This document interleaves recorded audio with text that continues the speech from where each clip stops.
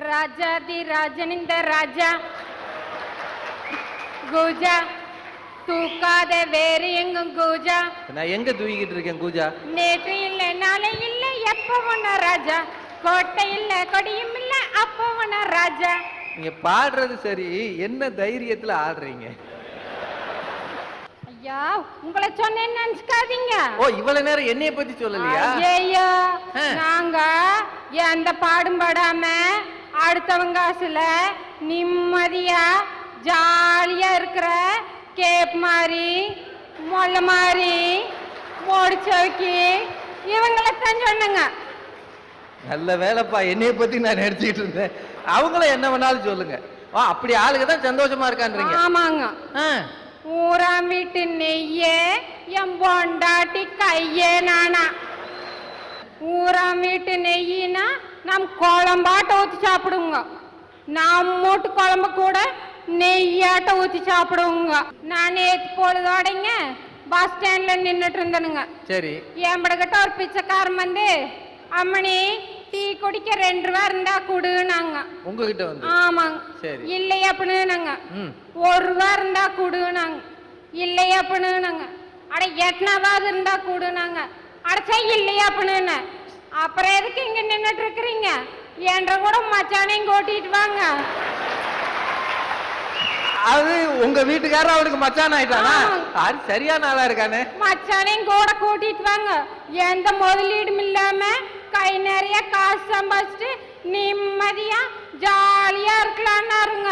இவங்களுக்கு இன்னொரு பேரு இருக்கு தெரியுங்களா? என்னது? வெக்கம் கெட்டவங்க, மானம் கெட்டவங்க, சூடு இல்லாதவங்க, சொரணை இல்லாதவங்க. இப்படி ஒரு பொழப்பு பொழைக்கணுமா? அதெல்லாம் இருந்தோம்னாங்க நாங்க ஜாலியா நிம்மதியா இருக்க முடியுங்களா? சார் எங்க அக்கா பக்கத்துல கருப்பா இருந்தாலும் குறுப்பா கும்முன்னு உக்காந்துட்டு இருக்குது. அது பாருங்க என்ன அழகா திருச்சி. இப்படி கருத்த பிள்ளைக்கு இப்படி ஒரு திருச்சி வேற. இத்தனை பேர் இருந்தாங்க. ஆறு நீ இப்படி சொன்ன இந்த கருப்பு ராசா தானே நீ அழகா இருக்கிறேன்னு சொன்னாப்லீங்க. 2 நாளைக்கு முன்னாடி எங்க ஊர்ல நல்ல மழை. ஒரு நைட்டு ஒரு 8 மணி இருக்கு, கரண்ட் போயிடுச்சு. சரி. என் பொண்டாட்டி வீட்டுல இருந்து கேக்குறான், ஏங்க கரண்ட் போயிடுச்சு எங்க உக்காந்துக்கிட்டு இருக்கிறீங்க அப்படிங்கிறான். அப்புறம் சார் அதுக்கு அடியே நான் வறண்டாவில் தான் உட்காந்துக்கிட்டு இருக்கிறேன். ஆமா, ஆம்பளைங்க இருக்கிற இடம் பெரும்பாலும் வராண்டா தானே. சரி.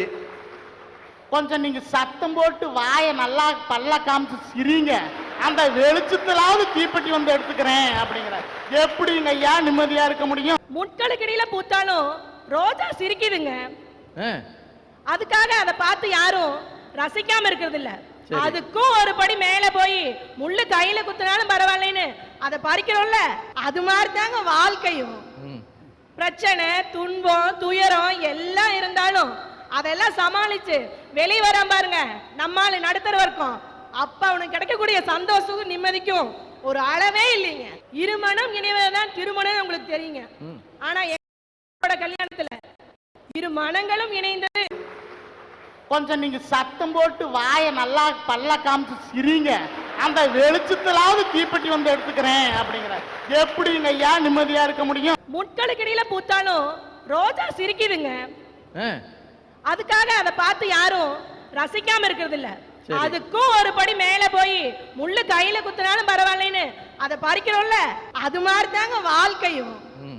பிரச்சனை, துன்பம், துயரம் எல்லாம் இருந்தாலும் அதெல்லாம் சமாளிச்சு வெளியே வர பாருங்க நம்மால நடுத்தர வர்க்கம். அப்ப அவனுக்கு கிடைக்கக்கூடிய சந்தோஷம் நிம்மதிக்கும் ஒரு அளவே இல்லைங்க. இருமணம் இணைவதுதான் திருமணம் உங்களுக்கு தெரியுங்க. ஆனா எங்களோட கல்யாணத்துல 2 மனங்களும் இணைந்தது, 2 மதங்களும் இணைஞ்சதுங்க ஐயா. ஓ, கலப்பு திருமணமா? மதங்கள் மாறி. சொல்லுங்க. நான் இந்துங்க, அவர் முஸ்லீம்ங்க. காதலிச்சோங்க. அந்த காதலை தைரியமா பெற்றவங்கள்ட்ட சொன்னோம். 2 வீட்லயும் எங்க உயிரை பணைய வச்சு எங்க காதலுக்கு சம்மதம் வாங்கினாங்க. கல்யாணம் பண்ணிட்டு வந்துட்டோங்க. ஆனா எங்களை அங்கீகாரப்படுத்த யாரும் தயாரா இல்ல, உதவி பண்ணவும் யாரும் தயாரா இல்லைங்க. அப்போ எல்லாரும் மாமியா வீட்டுக்கு போவாங்க. நானும் எதிர்பார்ப்போட போனேங்க. அங்க எங்களுக்கு அங்கீகாரம் கொடுக்கப்படவில்லை. ஒட்டு திண்ணைன்னு சொல்லுவாங்க பாத்தீங்களா, ஒட்டு திண்ணை. அந்த ஒட்டு திண்ணை தான் நாங்க வாழ எங்களுக்கு கொடுத்த இடம். அவங்க அங்க எங்களால நிம்மதியாவும் சந்தோஷமாவும் இருக்க முடியலைங்க. அப்ப வச்சவங்க வைராக்கியம். நம்மளா உழைச்சு பாடுபட்டு நம்ம வாழக்கூடிய அத்தனை பொருட்களை வாங்கி சொந்தமா ஒரு வீடு கட்டிட்டு தான் நம்ம வாழ்க்கையை ஆரம்பிக்கணும்னு வைராக்கியம் வச்சாங்க எங்க வீட்டுக்காரர். 5 வருடம் கடுமையாக உழைச்சு பாடுபட்டாங்க. என் கணவர் இரவு பகல் பாராது அயராது உழைச்சாருங்க. நானும் என்னால முடிஞ்ச சின்ன சின்ன வேலைகளை எல்லாம் செஞ்சோம். வாழ்க்கைக்கு தேவையான அத்தனை பொருட்களையும் வாங்கினோம் சார். எங்க வீட்டுக்கு தேவையான அத்தனை பொருட்களையும் வாங்கி 5 வருடத்துக்கு அப்புறம் தான் கணவன் மனைவியாவே வாழ ஆரம்பிச்சங்க சார். அவங்க வீட்டுல காதல் திருமணத்தை அங்கீகரிச்சதே பெருசு. அதுவும் மதம் மாறி அப்படி ஆன பிறகு இவங்க 5 ஆண்டுகள் குடும்ப வாழ்க்கையே இல்லாமல் ஒரு மனுஷனா ஆன பிறகு, செட்டில் ஆன பிறகுதான் கணவன் மனைவியாக வாழ்வதுன்னு ஒரு நம்பிக்கையோட ஒரு விரதம் எடுத்து இருந்திருக்காங்க பாருங்க. உண்மையிலேயே இந்த தம்பதிகளை நாம் மனமாற பாராட்டும்.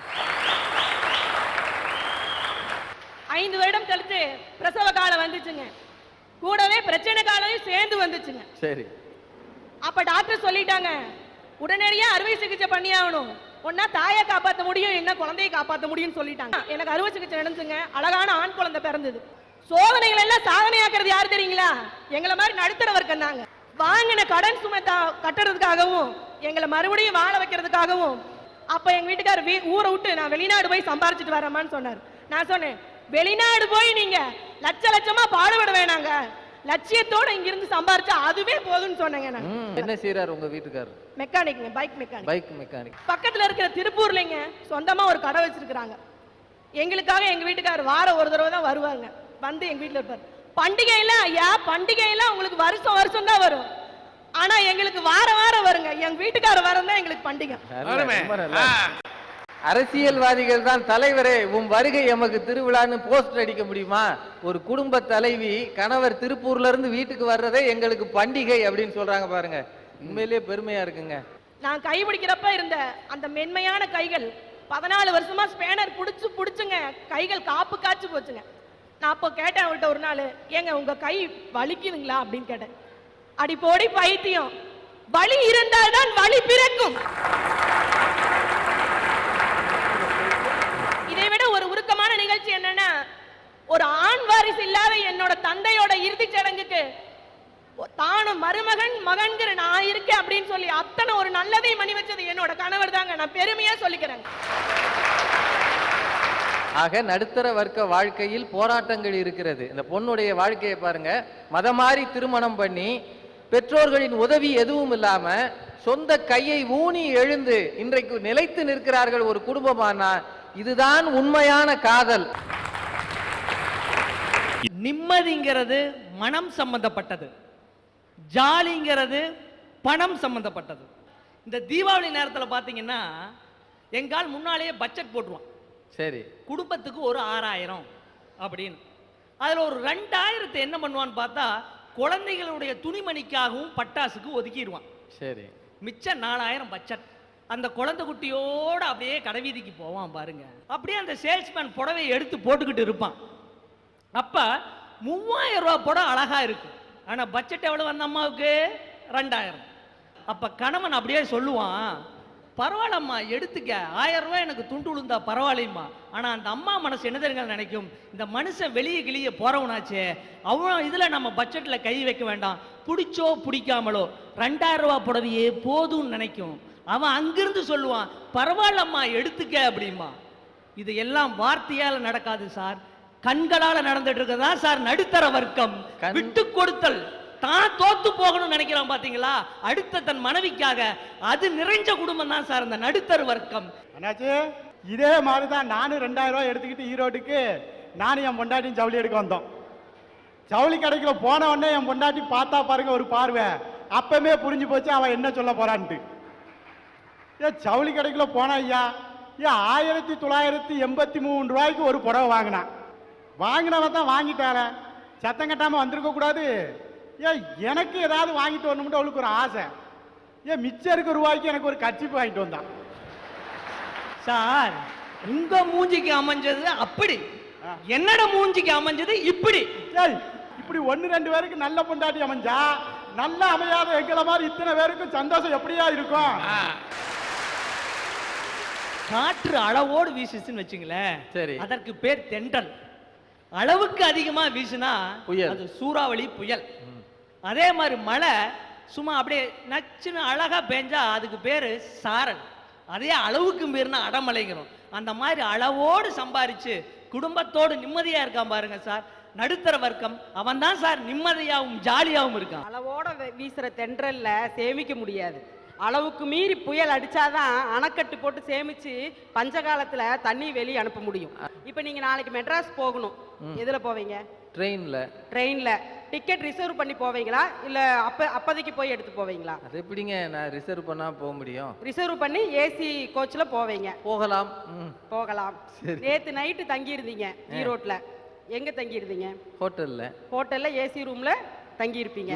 ஒரு நாள் பயணம் வாழ்க்கையில ஒரு நாள் தூக்கத்துக்கே சுகமான இடம் வேணும்னு கேக்குது இந்த உடம்பு. வாழ்க்கை பூராவும் அந்த சுகம் கிடைச்சா எப்படி இருக்கும்? சூப்பரா இருக்கும். வாழ்க்கை பூராவும் அந்த சுகம் வேணும்னா பொருளாதாரம் வேணுமா இல்லையா? அந்த பொருளை சம்பாதிக்கிற மேல்தட்டம் தான் நிம்மதியா இருக்க முடியும். அந்த மேல்தட்டத்துக்கு எல்லாரும் நோக்கி போகணும். பணம் இருந்தா பணம் பத்தும் செய்யுங்க. பணம் பத்தும் செய்யும், குணம் ஒன்றே வாழ்வு தரும். ஈட்டி எட்டுன வரைக்கும் பாயும், பணம் பாதாள வரைக்கும் பாயும். ஈட்டி எட்டுன வரைக்கும் தான் பாயும், பணம் பாதாள வரைக்கும் பாயும். பாசம் அதையும் பொழந்துட்டு பாயும். இல்லானை இல்லாலும் வேண்டாம், ஈன்றெடுத்த தாயும் வேண்டாங்கிற காலத்துல வாழ்ந்துட்டு இருக்கிறோம். அன்பும் அரணும் உடைத்தாயின் இல்வாழ்க்கையில் பண்பும் பயனும் அது.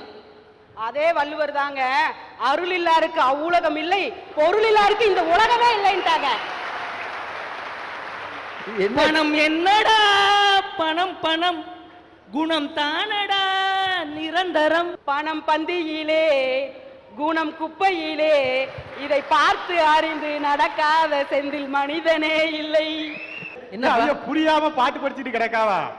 நான் படிக்க பாருங்க பாட்டு.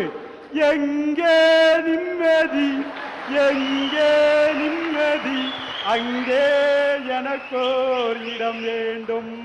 எனக்கு ஒரு சந்தேகம் வந்துருச்சு. இப்ப நடக்கிறது அரட்டை அரங்கமா இல்ல பாட்டுக்கு பாட்டு நிகழ்ச்சியா? ஆளாளுக்கு முக்குக்கு முக்கு பாடிக்கிட்டு இருந்தீங்கன்னா நான் என்னைக்கு நிகழ்ச்சியை முடிக்கிறது? எங்க எதை பேசணுமோ அதை தெரிஞ்சு பேசணும். ஒரு ஆளு ஒரு ஊர்ல இருக்கிற ஒரு நூலகத்தை திறந்து வைக்க போறார். அங்க போய் நின்னுகிட்டு அந்த மக்கள் கிட்ட, மக்கள் அனைவரும் இந்த நூலகத்தை பயன்படுத்த வேண்டும் அப்படின்னு சொல்றார். சரி. அதே ஆளு இன்னொரு ஊர்ல இருக்கிற மென்டல் ஹாஸ்பிட்டல திறந்து வைக்க போறார். அங்க போய் அந்த மக்கள் கிட்ட, மக்கள் அனைவரும் இந்த ஆஸ்பத்திரியை மிகவும் பயன்படுத்த வேண்டும் அப்படின்னு சொல்றாரு. நல்ல வேலை. அவளை வேற மெண்டல் நினைச்சிருக்காரு. இது எவ்வளவு அபத்தமா இருக்கு. அந்த மாதிரி இந்த ஈரோட்ல வந்து நின்னுக்கிட்டு கீழ்த்தட்டு மக்களுக்கு ஜாலி இல்ல நிம்மதி இல்லைன்னு சொல்றீங்க. கீழ்த்தட்டு வர்க்கங்கிறது யாருங்க? எங்க மூட்டை தூக்குற தொழிலாளி, வண்டி இழுக்கிற தொழிலாளி, கூலி வேலைக்கு போற பொண்ணுங்க, இன்னும் சொல்ல போனா நம்ம மஞ்ச மண்டிக்கு போறவங்க, வெள்ளை மண்டிக்கு போறவங்க, மானத்தை காக்கிற ஆடைகள் தயாரிக்கிற நெசவு தொழிலாளி நிறைஞ்ச ஊருங்க எங்க ஈரோடு.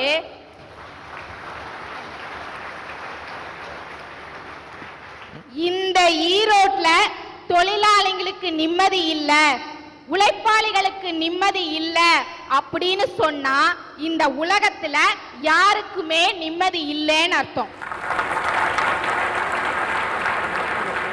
இருப்பதை கொண்டு சிறப்புடன் வாழும் இலக்கணம் படித்தவன் தொழிலாளி. உருக்கு போன்ற கைகளை நம்பி ஓங்கி நிற்பவன் தொழிலாளி. இந்த தொழிலாளிக்காங்க நிம்மதி இல்ல.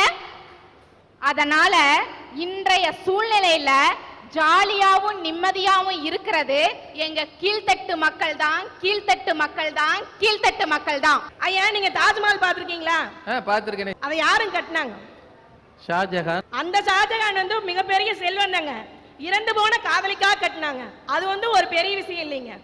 ஆனா வாழ்ற காலத்துல தன்னோட மனைவி மக்களுக்காக யாருடைய எதிர்பார்ப்பு இல்லாம உழைச்சு பாடுபட்டு கட்டினாரு பாத்தீங்க என் கணவர் வீடு. அதுதாங்க என்னோட தாஜ்மஹால். ஏ அப்பா, ஏ அப்பா. எனக்கு தெரிய வீட்டுக்காரர் செஞ்ச ஒன்ன பாராட்டின முதல் பெண்மணி இந்த அம்மாவா தான் இருக்கும். உலகத்துல நானும் ஒரு வீடு கட்டி இருக்கேன். அந்த அம்மா ஒரு நாள் என்ன லூசு மாதிரி பிளான் போட்டிருக்கேன்றா. நான் போட்டதுல போட்டவர் இன்ஜினியர், அவர் எங்கேயோ கிடக்காரு. ஆனா நீங்க அதை தாஜ்மஹால்னு சொல்றீங்களம்மா. அவர் கொடுத்து வச்ச மகாராஜம்மா அவரு. ஆமா, தாஜ்மஹாலை யார் பேர்லமா எழுதி வச்சிருக்காரு? அவர் பேர்லயா உங்க பேர்லயாமா? என்னோட பேர்ல தாங்க இருக்கு. அப்படி போடு. அப்ப நிச்சயமா அது தாஜ்மஹால் தான். அந்த தாஜ்மஹால்ல அழகு இருக்குதுங்க, பளபளக்கிற பளிங்கு கற்கள் இருக்குதுங்க. ஆனா எங்க தாஜ்மஹால்ல அன்பு இருக்குங்க, பண்பு இருக்குங்க, பாசம் இருக்குங்க. அது மட்டும் தாஜ்மஹால் இல்லைங்க.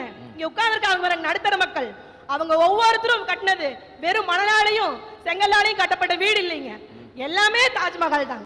அந்த மாதிரி அன்போடவும் பாசத்தோடவும் இருக்கிற நடுத்தர மக்கள் தான் ஜாலியாகவும் நிம்மதியாகவும் இருக்காங்கிறத நான் அடிச்சு சொல்றேன்.